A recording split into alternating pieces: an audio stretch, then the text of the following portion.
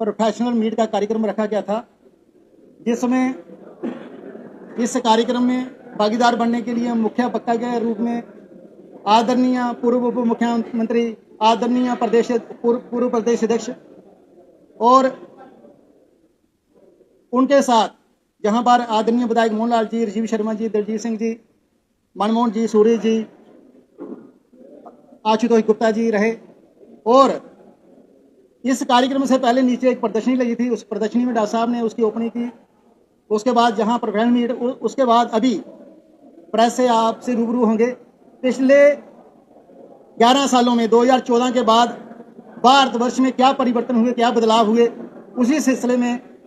Professional लोगों से मिलने के लिए आए थे डॉक्टर साहब, और मैं उनसे प्रार्थना करता हूं कि वो अपनी बात आपके साथ रखें। सभी प्रेस के बंधुओं का मैं स्वागत करता हूं।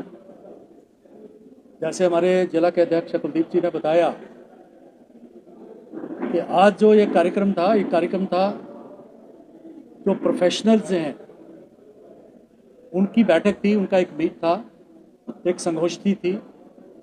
ये जो कार्यक्रम है ये प्रदेश में, उसके बाद जिलों में, मंडलों में, और उसके बाद शक्ति केंद्र यानी 2-2, 3-3 बूथ जो है उस पर ये कार्यक्रम होंगे।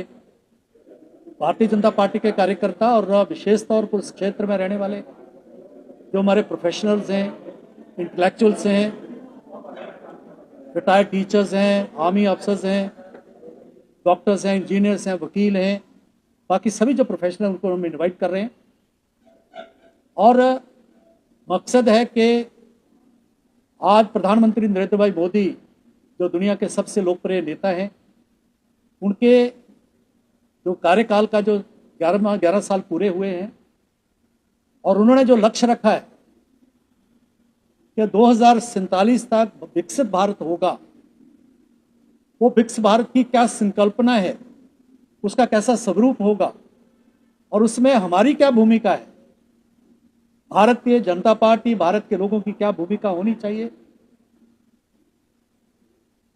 उसके लिए 2 टॉपिक्स और भी थे कि हमारे जो गरीब कल्याण के लिए कौन कौन से कार्यक्रम हुए, क्योंकि सबसे बड़ी चैलेंज भारत में है, वो चैलेंज है कि जो हमारे गरीब लोग हैं, बिलो पॉवर्टी लाइन वाले, खुशी की बात यह है कि 25 करोड़ से ज़्यादा वो लोग थे जो पिछले 11 सालों में गरीबी रेखा से ऊपर आए हैं। उनको हर प्रकार की सुरक्षा, उनके भोजन की सुरक्षा, बिजली, पानी, उनके स्वास्थ्य की सुरक्षा, आयुष्मान भारत, उनके घर की सुरक्षा, PMAY, उनके लिए रोजगार चलाने के लिए अलग अलग कार्यक्रम, हमारी बहनों के लिए, बेटियों के लिए कई प्रकार की उनकी इंश्योरेंसेस, तो सारे कार्यक्रम हुए। तो इनको याद करना, इनको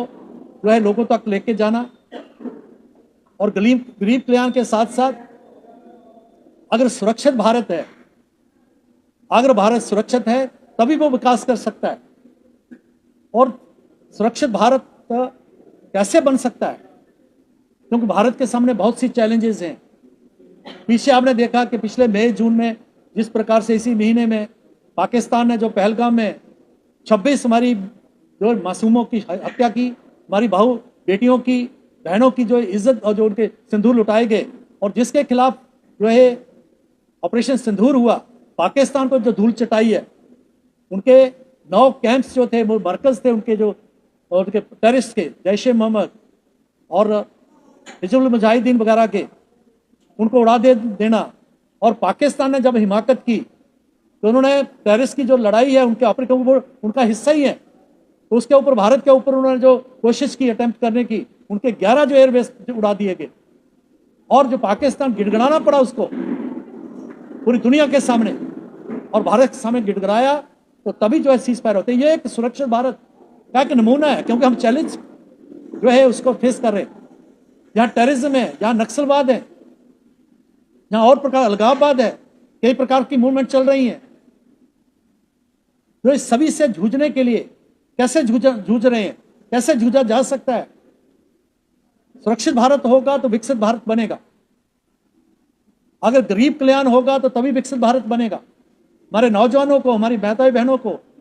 बाकी जो पिछड़े वर्ग के लोगों को, schedule caste, schedule tribe, OBC, सभी को उनका हक मिले, उनकी लोकतंत्र का उनकी पार्टिसिपेशन मिले। 33% अगर महिलाओं को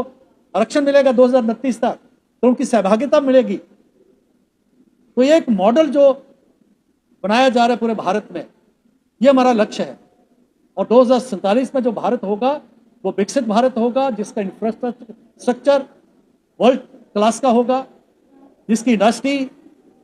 चाहे वो डिफेंस इंडस्ट्री है, चाहे बाकी इंडस्ट्रीज हैं, चाहे हमारा सैटेलाइट्स हैं, हमारे स्पेस जो है साइंस है, उसमें विकास करना, उसके लिए IITs, IIM, उसके लिए मेडिकल कॉलेजेस, स्वास्थ्य के लिए, ये सारा जो एक विकसित जो भारत है उसके लिए ये जो चर्चा हो रही है। और